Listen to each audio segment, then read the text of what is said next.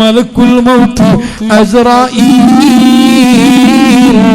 ഈ അസ്റായീൽ എന്ന മലക്ക് വന്നിട്ട് ഒരു ചെറിയ ദണ്ട് കൊണ്ടൊന്ന് കുത്തിയിട്ട് നീരാളിയെ പിടിക്കുമ്പോൾ, നീരാളി നിങ്ങൾ കേട്ടിട്ടുള്ള നൂറുകണക്കിന് കാലുകളുള്ള ഒരു ജീവിയാണ്.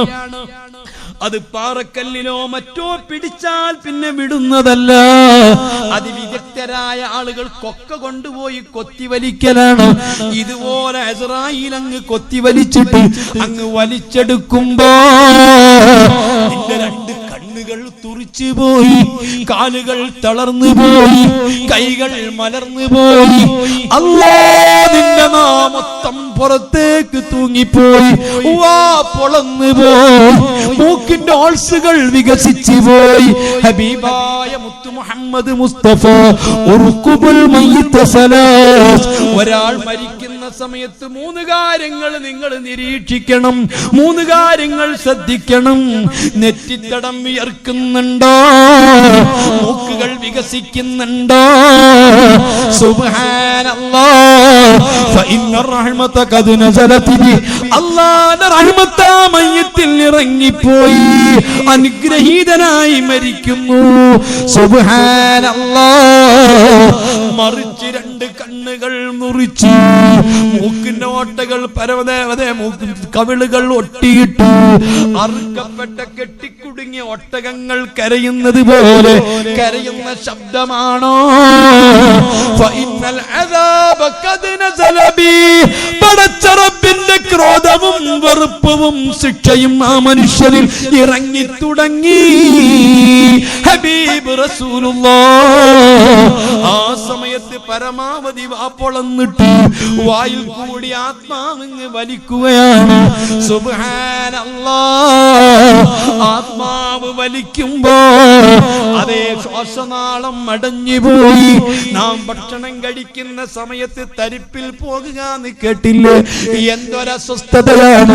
അത്രയും നൈസായ ചെറിയ ഹോളിൽ കൂടി ആത്മാവങ്ങ് വലിക്കുമ്പോ നിന്റെ ചങ്കടഞ്ഞു പോയി, വെള്ളം താഴേക്കിറങ്ങുന്നില്ല, ശബ്ദം തിരിയുന്നില്ല. ആ രൂപത്തിൽ വായിൽ കൂടി പുറത്തേക്ക് വലിക്കുകയാണ്. അവസാനത്തെ ശ്വാസത്തോടുകൂടി നിന്റെ നാവ് പരമാവധി തൂങ്ങിപ്പോയി. ആത്മാവിനെ പുറത്തേക്ക് വലിച്ചെടുത്തിട്ട് ബഹുമാനപ്പെട്ട മലക്ക് അതാ വലിച്ചെടുക്കുമ്പോ സ്വീകരിക്കാൻ റബ്ബിന്റെ റഹ്മത്തിന്റെ മലക്കുകൾ എത്തിയിട്ടുണ്ട്.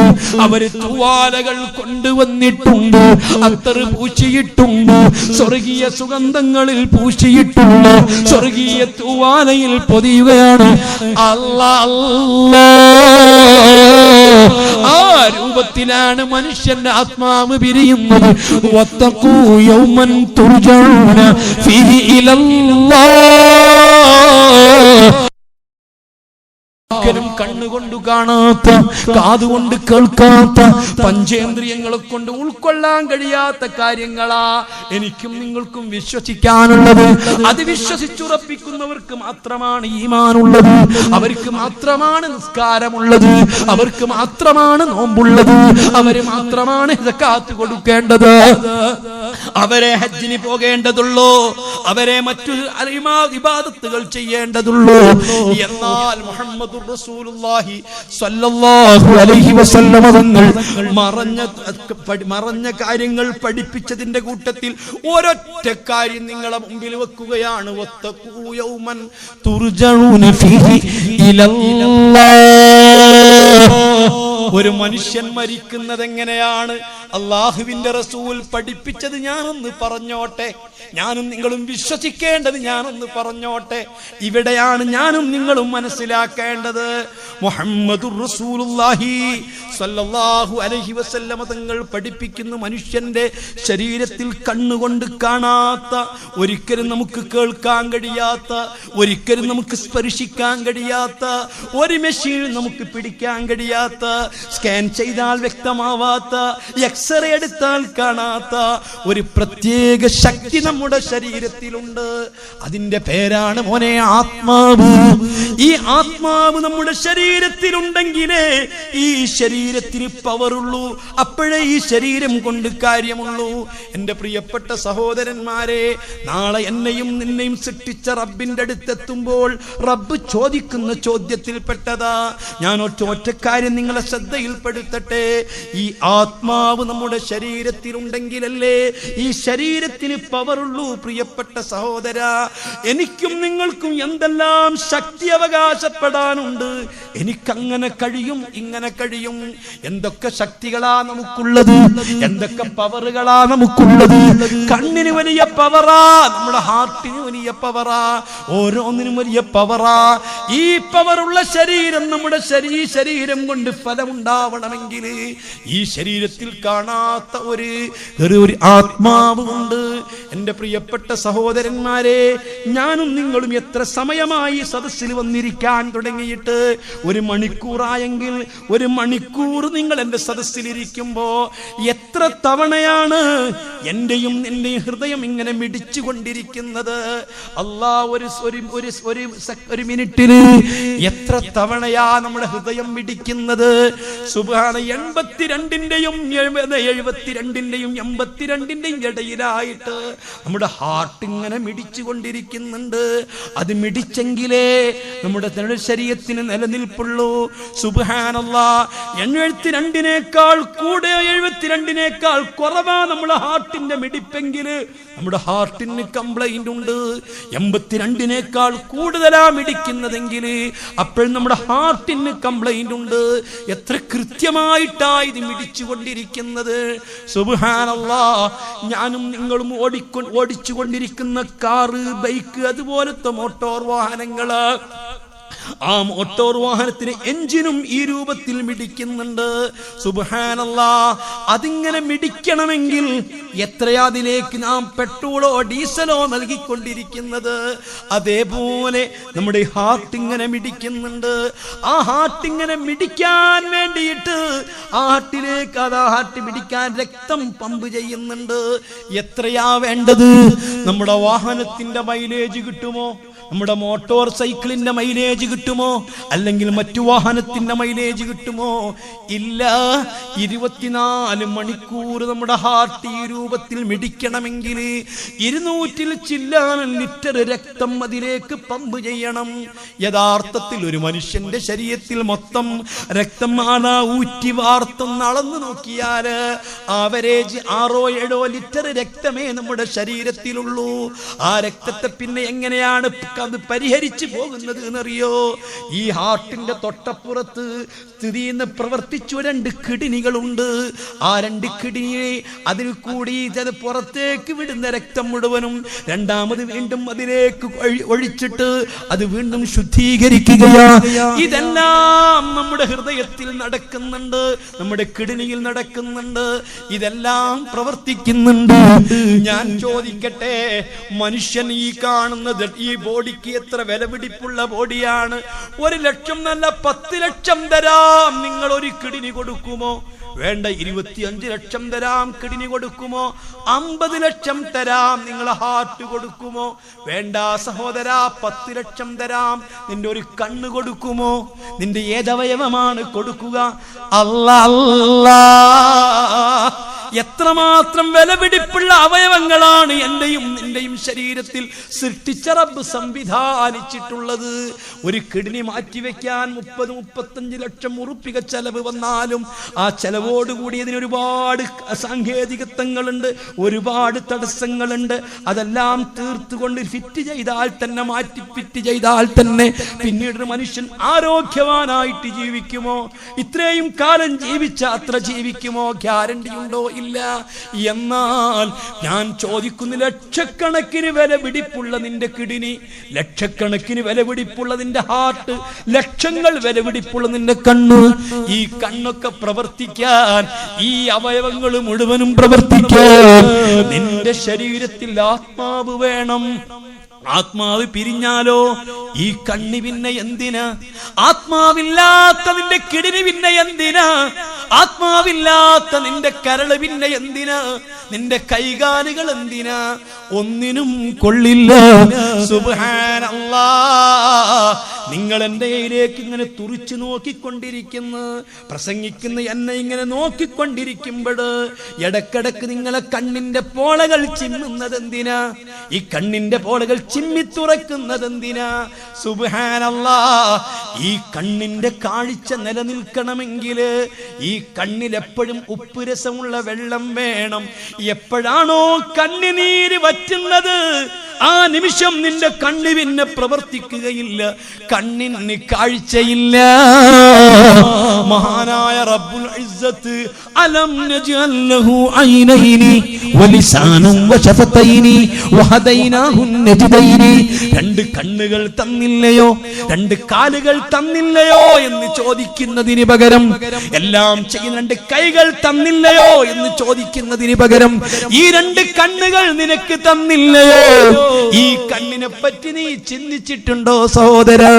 അല്ലാഹു നിഷേധിക്കുന്നതിന്റെ മുൻപ്, സൃഷ്ടിച്ച റബ്ബിനെ ചോദ്യം ചെയ്യുന്നതിന്റെ മുൻപ്, റബ്ബിനെ പഴിക്കുന്നതിന്റെ മുൻപ്, റബ്ബിന്റെ മുമ്പിൽ സുജൂദ് ചെയ്യാൻ മടിക്കുന്ന മനുഷ്യർ, റബ്ബിനെ പറ്റി ഒരു നിമിഷ നേരം ചിന്തിക്കാൻ മടിക്കുന്ന മനുഷ്യർ, ഞാൻ ചോദിക്കുന്നു, സർവാധിനാഥനായ റബ്ബുൽ ഇസ്സത്ത് ചോദിക്കുന്നു, മോനെ ഈ കണ്ണിന്റെ കണ്ണുകൾ മുഴുവനും നിനക്ക് സൃഷ്ടിച്ച് ഒരു തുള്ളി ഇന്ദ്രിയത്തിന്റെ തുള്ളിയിൽ നിന്ന് ഒരു സമയം ഒരു മനുഷ്യന്റെ മുതുകിൽ നിന്ന്, ഒരു പുരുഷന്റെ മുതുകിൽ നിന്ന് പ്രവഹിക്കുന്ന ഇന്ദ്രിയ തുള്ളിയിൽ കോടിക്കണക്കിന് ബീജാണുക്കളുണ്ട്.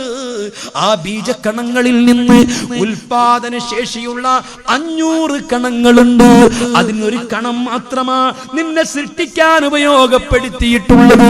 മോനെ നീ എന്താ ചിന്തിക്കാത്തത്? നിനക്കെന്താ ബോധം വരാത്തത്? ആ ഒരു ബീജഗണത്തിൽ നിന്നാണ് ഇത് മുഴുവനും അല്ലാഹു സൃഷ്ടിച്ചിട്ടുള്ളത്. അതിൽ നിന്നാണ് 200 ചില്ലാനം നിന്റെ എല്ലുകൾ സൃഷ്ടിച്ചിട്ടുള്ളത്. ഈ തൊട്ടി ഒരു കലത്തിന്റെ രൂപത്തിൽ നിന്റെ തലത്തൊട്ടി സൃഷ്ടിച്ചിട്ടുള്ളത്. ചങ്ങല പോലെയുള്ള നിന്റെ നട്ടെല്ല് സൃഷ്ടിച്ചിട്ടുള്ളത്. ഏറ്റവും ശക്തമായ തൊടയല്ല് സൃഷ്ടിച്ചിട്ടുള്ളത്. ഈ എല്ലുകൾ മുഴുവനും സൃഷ്ടിച്ചത് ആ ഒരു ബീജഗണത്തിൽ നിന്നു തന്നെയാ. അതിൽ നിന്നു തന്നെയാ നിന്റെ 2 കണ്ണുകൾ സൃഷ്ടിച്ചിട്ടുള്ളത്. അതിൽ നിന്നു തന്നെയാ നിന്റെ 2 കിഡ്നികൾ സൃഷ്ടിച്ചിട്ടുള്ളത്. അതിൽ നിന്നു തന്നെയാ നിന്റെ ഹാർട്ടിനെ സൃഷ്ടിച്ചിട്ടുള്ളത്. അതിൽ നിന്നു തന്നെയാ ഈ ഞരമ്പുകൾ മുഴുവനും സൃഷ്ടിച്ചിട്ടുള്ളത്.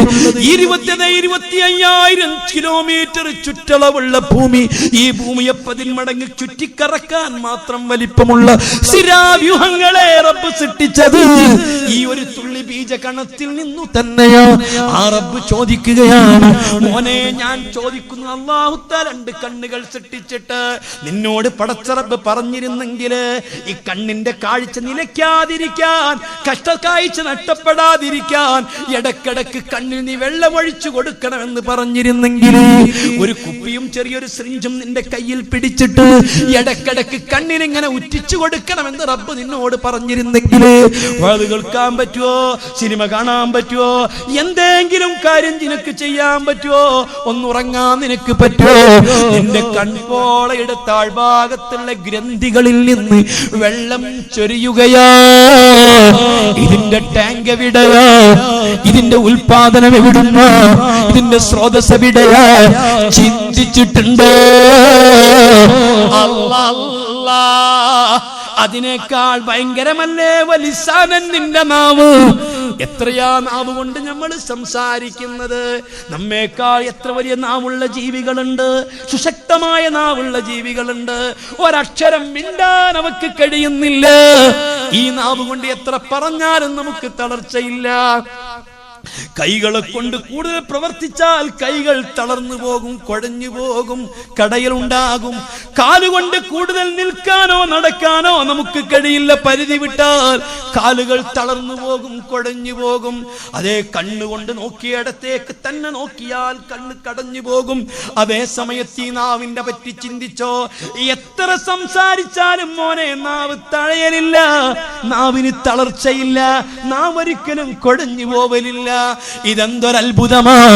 ഈ നാവ് കൊണ്ട് ഇങ്ങനെ സംസാരിക്കണമെങ്കിൽ ഈ നാവിൽ ഉമിനീര് വേണ്ടേ?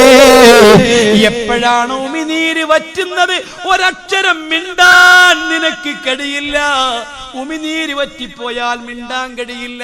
ഉമിനീര് വറ്റിപ്പോയാൽ ഭക്ഷണം കഴിക്കാൻ കഴിയില്ല. കഴിക്കുന്ന ഭക്ഷണത്തിന്റെ രുചി അറിയില്ല. കഴിക്കുന്ന ഭക്ഷണം ദഹിക്കുകയില്ല.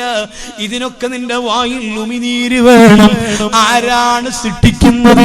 എവിടെയാണ് നിന്റെ ടാങ്കുകൾ സംവിധാനിച്ചത്? എവിടുന്ന ആവശ്യാനുസരണം ഇതിങ്ങനെ ഇറങ്ങി വന്നുകൊണ്ടിരിക്കുന്നത്? അലക്ഷ്യമായിട്ട് ഉമിനീരങ്ങ് വന്നാലോ നിനക്ക് മിണ്ടാൻ പറ്റുമോ എന്നൊരു വൃത്തികേടായിട്ടാ നിനക്ക് തോന്നുക. സുബ്ഹാനല്ലാഹ്, ഇതെല്ലാം അല്ലാഹു തആല സൃഷ്ടിച്ചിട്ട് ഇത് മുഴുവനും പ്രവർത്തിക്കാൻ നിന്റെ ശരീരത്തിൽ ആത്മാവ് വേണം. ആത്മാവ് പിരിഞ്ഞാൽ കണ്ണിന് വിലയില്ല, കാലുകൾക്ക് വിലയില്ല, നിന്റെ ശരീരം ഒന്നിനും കൊള്ളില്ല. എത്ര പ്രിയപ്പെട്ട സൗന്ദര്യവതിയായ ഭാര്യയാണെങ്കിലും ആത്മാവ് പിരിഞ്ഞ ഭാര്യ ഭർത്താവിന് വേണ്ട. ആത്മാവ് പിരിഞ്ഞ ഭർത്താവിനെ ഭാര്യക്ക് വേണ്ട, ഉപ്പയെ മക്കൾക്ക് വേണ്ട, മക്കളെ ഉപ്പയ്ക്ക് വേണ്ട, നേതാവിന് അനുയായികൾക്ക് വേണ്ട. അതിന് മുഴുവനും ഈ ആത്മാവ് നിന്റെ ശരീരത്തിൽ സ്ഫുരിച്ചിരിക്കണം. ആത്മാവ് ശരീരത്തിൽ അങ്ങോട്ടും ഇങ്ങോട്ടും ചലിച്ചിരിക്കണം. ഈ ആത്മാവിനെ ഒന്ന് കാണാൻ പറ്റുമോ? ആത്മാവിനെ ഒന്ന് പിടിക്കാൻ പറ്റുമോ? ആത്മാവിനെ ഒന്ന് പിടിച്ചു നിർത്താൻ പറ്റുമോ? ആത്മാവിന്റെ വലിപ്പമറിയോ? ആത്മാവിന്റെ കളർ അറിയുമോ? തീർത്തും മറഞ്ഞ ആത്മാവ്. ഈ ആത്മാവ് നിങ്ങളുടെ ശരീരത്തിൽ നിന്ന് പിരിയുന്ന ദിവസത്തെ പറ്റി ഓർത്തിട്ടുണ്ടോ?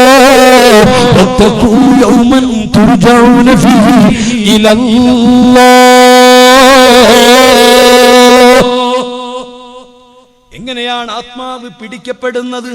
മരിച്ചത്, മരിക്കുമ്പോൾ അവർക്ക് എന്താ സംഭവിച്ചത്? ഇന്നല്ലെങ്കിൽ നാളെ ഞാനും നിങ്ങളും മരിക്കുമ്പോൾ എന്താണ് സംഭവിക്കാൻ പോകുന്നത്? മരിച്ചവരാരും ഇന്ന് വരെ തിരിച്ചു വരാത്തത് കൊണ്ട്, അനുഭവങ്ങൾ നാമുമായിട്ട് പങ്കുവെക്കാത്തത് കൊണ്ട് നമ്മിൽ പല ആളുകൾക്കും അതറിയില്ല. മോനെ, അറിഞ്ഞേ പറ്റൂ. വത്തഖൂ യൗമൻ തുർജഊന ഫീഹി ഇലല്ലാഹ്. എന്നെയും നിന്നെയും ഒക്കെ മടക്കി വിളിക്കുന്ന ഒരു ദിവസമുണ്ട്. ആരാണ് ആത്മാവ് നിന്റെ ശരീരത്തിലേക്ക് കൊണ്ട് സന്നിവേശിപ്പിച്ചത്? സുബ്ഹാനല്ലാഹ്. അസ്വാദിഖുൽ മസ്തൂഖ് മുത്തു മുഹമ്മദ് മുസ്തഫ സ്വല്ലല്ലാഹു അലൈഹി വസല്ലമ തങ്ങൾ പറയുന്നു, ഞാൻ ഈ പറയുന്ന കാര്യങ്ങള് 5 5 10 ഉറപ്പിക്കുന്നത് പോലെ നിങ്ങൾ ഉറപ്പിച്ചെങ്കിലേ മുഅ്മിനി എന്ന് പറയാൻ പറ്റൂ. സഹോദരാ, നിങ്ങൾക്ക് കേൾക്കണോ? ഞാൻ ഈ പറയുന്ന കാര്യങ്ങൾ വിശ്വാസമുണ്ടെങ്കിലേ നിസ്കരിക്കേണ്ടതുള്ളൂ, നോമ്പെടുക്കേണ്ടതുള്ളൂ, പള്ളിയിൽ വരേണ്ടതുള്ളൂ, മുസ്ലിം എന്ന് പറയേണ്ടതുള്ളൂ. അഷ്റഫുൽ ഖൽഖ് മുഹമ്മദുർ റസൂലുള്ളാഹി സ്വല്ലല്ലാഹു അലൈഹി വസല്ലമ തങ്ങൾ പഠിപ്പിക്കുന്നു, ഏതൊരു മനുഷ്യന്റെയും ഭ്രൂണം 4 മാസം തികയുമ്പോ തന്റെ പ്രിയപ്പെട്ട മാതാവിന്റെ ഗർഭാശയത്തിൽ ഭ്രൂണത്തിന് 4 മാസം പ്രായമാകുമ്പോൾ, അതുവരേക്കുമുള്ള സംഗതി പറയാൻ സമയമില്ല, സമയക്കുറവ് കൊണ്ട് ചുരുക്കുകയാണ്. ഈ ഭ്രൂണത്തിന് 4 മാസം പ്രായമെത്തുമ്പോൾ ആവറേജ് ഒരു കോഴിമുട്ടയ്ക്കകത്തുള്ള മഞ്ഞയുടെ വലിപ്പമാകുമ്പോൾ, ആ വലിപ്പമാകുമ്പോൾ ആത്മാവ് കൊണ്ട് ചുമതലപ്പെടുത്തിയിട്ടുള്ള ഒരു മലക്ക് വരുന്നു. ഈ മലക്ക് ഗർഭാശയത്തിന്റെ ഡ്യൂട്ടിയുള്ള മലക്കാണ്. ഓരോ മനുഷ്യന്റെയും ശരീരത്തിൽ 100 കണക്കിന് മലക്കുകളുണ്ട്. മലായിക്കത്തിന്റെ പ്രവൃത്തി കൊണ്ടല്ലേ കഴിക്കുന്ന ഭക്ഷണങ്ങൾ ദഹിക്കുന്നത്. മലക്ക് എന്ന് കേൾക്കുമ്പോ ആളുകൾ മനസ്സിലാക്കുന്ന ആജാനബാഹു എന്നാണ്. ഇല്ല, നഗ്നനേത്രങ്ങളെ കൊണ്ട് കാണാൻ കഴിയാത്ത മലക്കുകളുണ്ട്. അത്രയ്ക്കും ചെറുതായിട്ട് മലക്കുകൾക്ക് രൂപം പ്രാപിക്കാൻ കഴിയുന്നതാ. ഈ മലക്കുകളിൽപ്പെട്ട ഗർഭാശയം കൊണ്ട് ഡ്യൂട്ടിയുള്ള ഒരു മലക്ക് സൃഷ്ടിച്ച റബ്ബിനോട് പറയുന്നു, അല്ലാഹ് ഇന്നാലിന്ന കുടുംബത്തിൽ പിറന്ന പെണ്ണിന്റെ വയറ്റിൽ ഇന്നാലിന്ന ചെറുക്കന്റെ ഒരു പുരുഷന്റെ ഒരു തുള്ളി ബീജം കിടപ്പുണ്ട്. ബീജവും മണ്ഡവും കൂട്ടിക്കടിപ്പിച്ചിട്ട് ബീജാണ്ടം 40 ദിവസം ബീജാണ്ടമായി കിടക്കുന്നു. വീണ്ടും അതെന്ത് കൂടിയിട്ട് അത് രക്തക്കട്ടയായി മാറുന്നു. വീണ്ടും 100 ദിവസം തികയുമ്പോൾ ഒരു മാംസകഷ്ണമായി മാറുന്നു. ആ മാംസകഷ്ണത്തിലേക്ക് ആത്മാവിനെ സന്നിവേശിപ്പിക്കുകയാണ്. ആത്മാവ് എന്ന് പറയുന്നത് മക്കളെ അത് പ്രകാശമല്ല. ആത്മാവെന്ന് പറയുന്നത്